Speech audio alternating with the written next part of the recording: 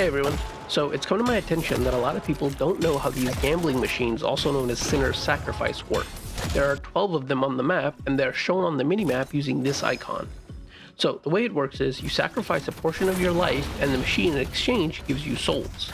Now these will give you more souls later on in the game than earlier, and they also have 400 HP, after which they go into a state where you can hit the jackpot.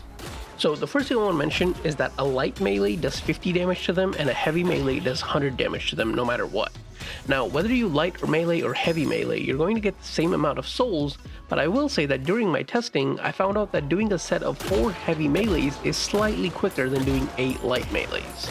Now after you hit the machine for 400 HP, it will go into a jackpot state where you can see the lights at the top going from left to right lighting up and then blinking for a bit. You want to hit the machine once again when the lights are blinking.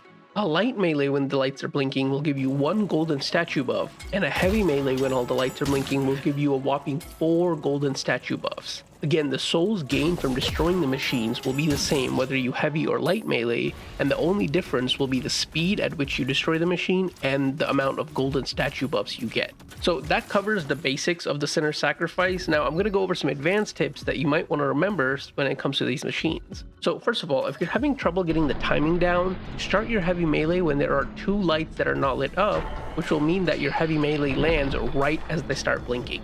Also, try to remember to take the enemy Sinner's Sacrifice whenever possible, as this will not only deny the enemy team from getting their Sinner's Sacrifice, but you or your teammate can also get the ones on your side of the map as an extra. That being said, remember that punching the Sinner's Sacrifice and the Sinner's Sacrifice itself makes a lot of noise, so if you're in a dangerous situation, just do the quick melee or maybe don't wait around for the jackpot. Now, the final tip has to do with this room specifically.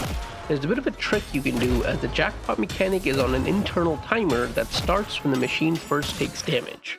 What this means is that when I walk in here, if I punch this first machine once, and then without letting go of the melee button, move on to the next machine, I can hit the jackpot of this machine, and the internal timer will work out in a way that when I go back to the original machine, the jackpot will line up with my final melee.